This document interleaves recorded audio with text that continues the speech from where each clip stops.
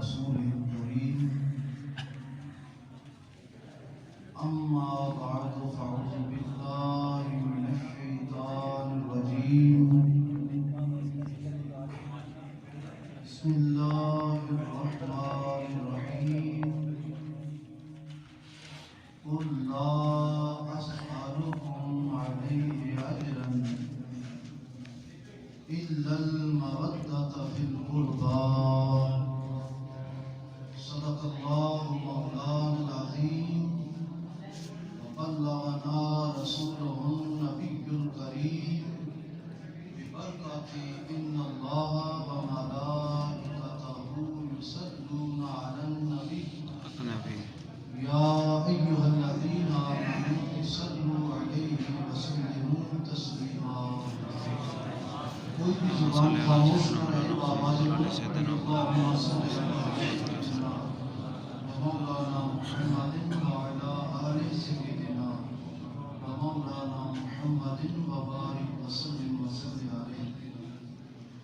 سادات کرام کی موجودگی میں گفتگو سے پہلے یہ بات کہنے جا رہا ہوں کہ پاک و ہند کے اندر بہت سارے سادات کرام آل زارہ کے ایسے مزارات اور آستانے اور خانقاہیں ہیں جنہوں نے دنیا سے جاتے ہوئے کہا کہ جب ہماری درگاہوں پہ آنا تو فاتحہ نہ پڑھنا. دنیا میں ہر شخص اپنی اولاد پالتا ہے کہ میرے بعد صدقہ جاریہ بن جائے گا، ہاتھ اٹھائے گا، میری بخشش کا سامان ہوگا، فاتحہ پڑھے گا. ہر بندہ فاتحہ کا طلبگار ہے.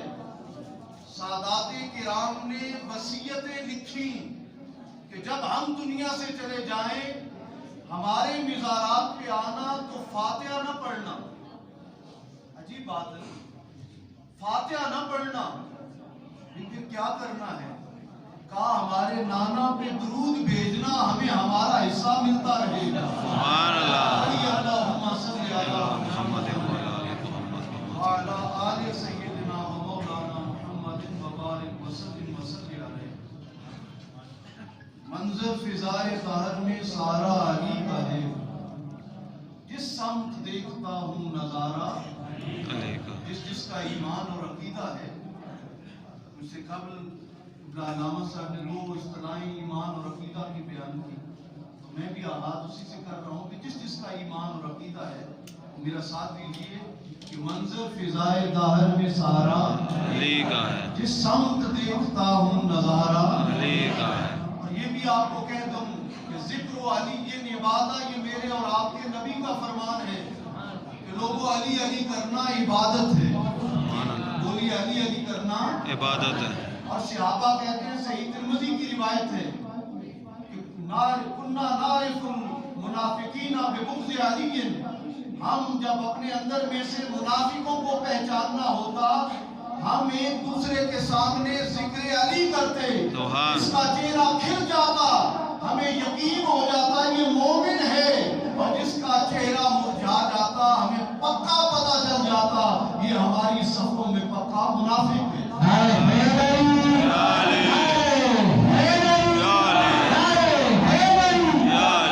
اس لیے اپنے ایمانوں کو گواہ بنا کر اور دائیں بائیں دیکھ لیجئے گا، کیونکہ منافق جلتا ہے اور مومن کھلتا ہے.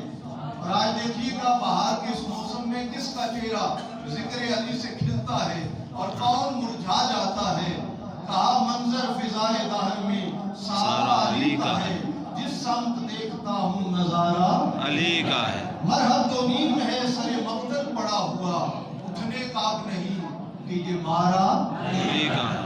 تم دخل دے رہے ہو عقیدت کے بعد میں، تم دخل دے رہے ہو عقیدت کے بعد میں.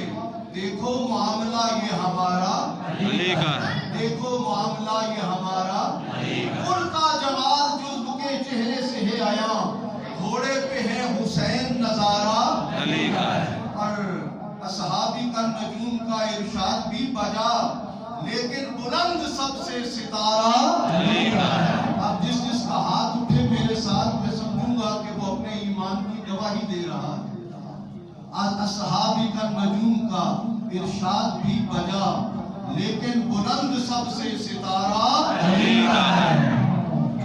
اور آثار پڑھ کے مہدی دورہ کے یوں لگا، آثار پڑھ کے مہدی دورہ کے یوں لگا جیسے ظہور وہ بھی دوبارہ علی کا ہے۔ تو کیا ہے اور کیا تیرے علم کی مثال، تجھ پر کرم نصیر یہ سارا علی کا ہے۔ اے ابو طالب تیری اولاد کی بکھری ہوئی قبریں یہ بتاتی ہیں، ان پہاڑوں پہ بھی آپ نے دیکھا سادات کرام کے مزارات، تم ریگستانوں میں جاؤ تو سادات کے مزارات، میدانوں میں جاؤ تو سادات کے مزارات۔ کہا ہے ابو طالب تیری اولاد کی بکھری ہوئی قبریں یہ بتاتی ہیں کہ تو نے سرور دو عالم کو ٹوٹ کے چاہا ہوگا، تو نے سرور دو عالم کو ٹوٹ کے چاہا ہوگا۔ انتہائی عزت و احترام پروردگار تو سما کے بے حد و بے حساب درود و سلام سید العالمین صلی اللہ علیہ وآلہ وسلم اور آپ کی آل پاک کے لیے جو سارے جہانوں کے لیے رحمت بن کر تشریف لائے۔ مجھے علامہ سید عبد علی افضال شاہ جی نے حکم دیا کہ بنا تعارف کروائے اپنی گفتگو کو آغاز کر دیجیے گا۔ میری خواہش تھی کہ میں پیر سید عبدالجبار شاہ صاحب سمیت تمام وہ مقدس ہستیاں جو سادات کرام کی چاہے تو اسٹیج پر ہوں یا آپ کے درمیان ہوں، میں سب کا نام لوں۔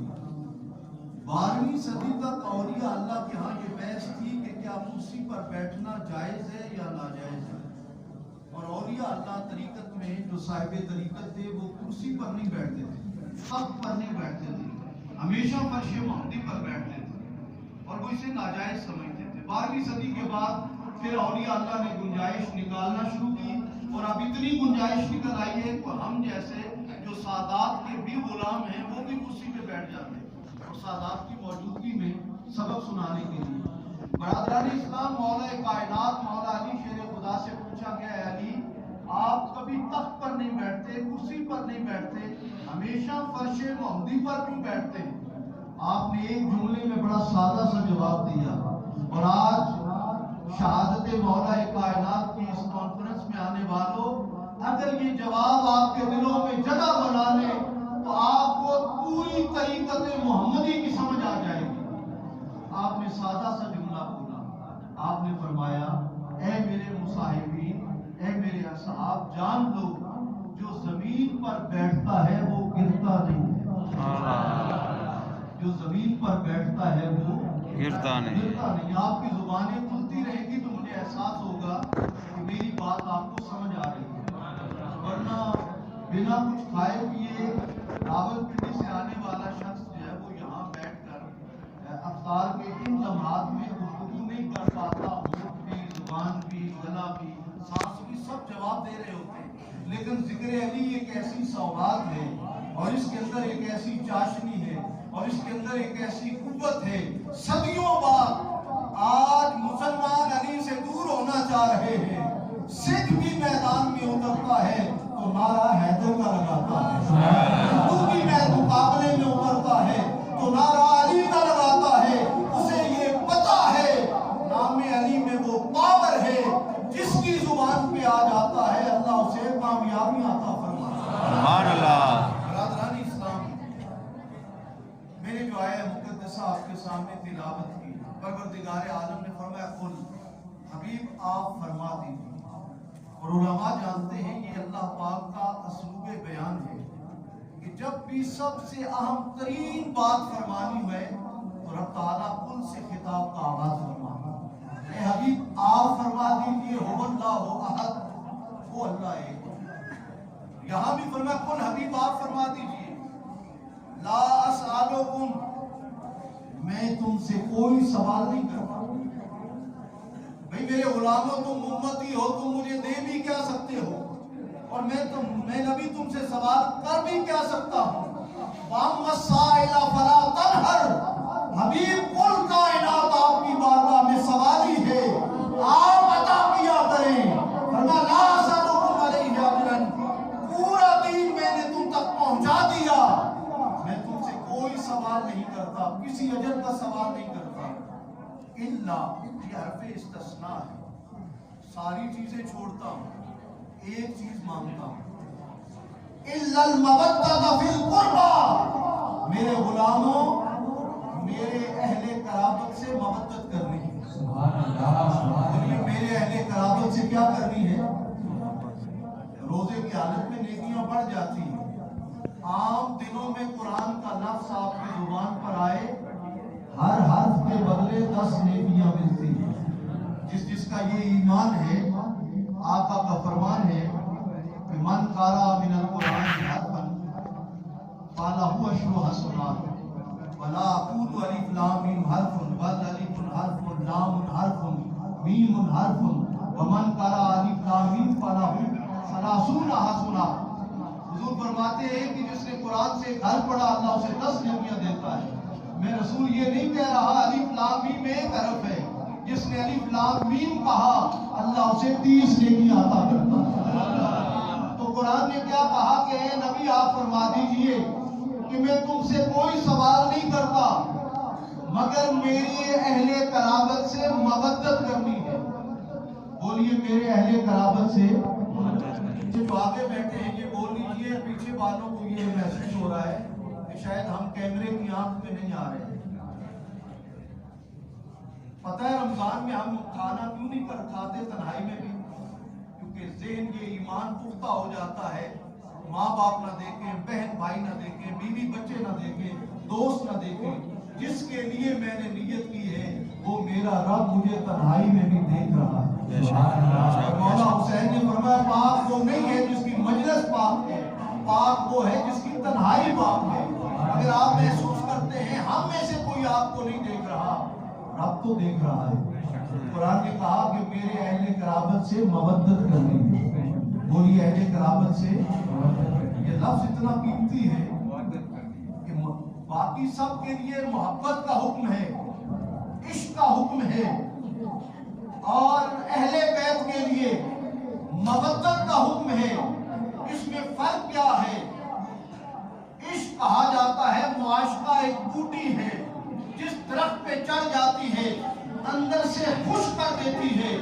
العشق نار یحرق ما سوى المحبوب، عشق ایک آگ ہے جو محبوب کے سوا ہر ایک چیز کو خاکستر کر دیتی ہے. لیکن تقاضا عشق کا بھی نہیں ہے، مودت کا ہے. محبت ایک اور اعلیٰ مقام ہے. محبت میں دوری اور دوئی، خیریت اور تفریق برداشت ہو جاتی ہے.